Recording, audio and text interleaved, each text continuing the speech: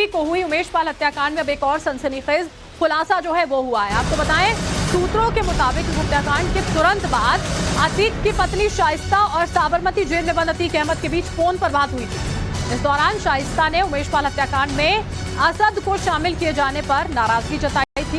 इस दौरान रोते हुए अतीक से शाइस्ता ने कहा था कि असद बच्चा है, उसे उमेश पाल हत्याकांड में नहीं लाना चाहिए था, उसे कार से बाहर निकलकर गोलियां नहीं चलानी चाहिए थी।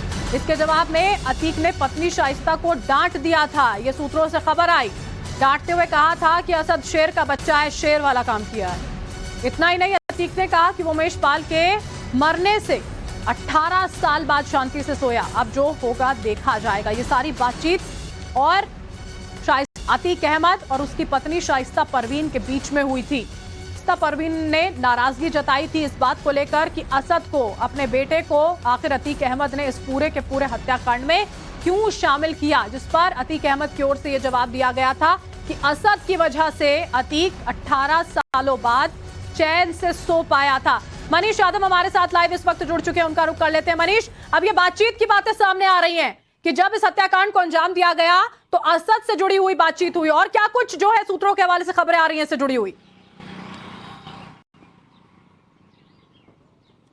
देखिए, बिल्कुल, एक तो असद अहमद, अतीक अहमद का चहेता उमर अली था, लेकिन असद जो चहेता था वो अपने चाचा अशरफ का चहेता था। अशरफ ने ही उसे 45 लाख की बाइक दिलवाई थी। अशरफ के ही सिक्योरिटी जो गार्ड थे वो असद के साथ रहा करते थे। पूरी तरीके से असद को सपोर्ट करने वाला अगर कोई परिवार में था वो अशरफ था। जो योजना बनी थी, अतीक और अशरफ ने जो प्लान बनाया था, उसमें असद की भूमिका थी, लेकिन वो भूमिका थी कि उसे गाड़ी में बैठे रहना है, उसे गाड़ी से उतरना नहीं है। जो शाइस्ता परवीन है इस बात पर सहमत थी, लेकिन जिस तरह जब घटना स्थल पर असद अहमद गाड़ी से उतरा तो वो प्लान का हिस्सा नहीं था, वो प्लान में शामिल नहीं था, जिसके चलते शाइस्ता परवीन बहुत चिंता में आ गई थी।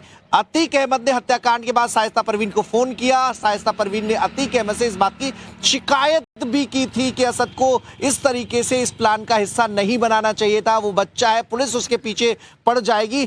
3 जो बच्चे हैं छोटे, असद और बाकी 2 जो नाबालिग बच्चे हैं, उनको लेकर खास चिंता में शाइस्ता परवीन रहा करती थी। और उस चिंता को जाहिर भी इस बातचीत के बीच में की गई थी।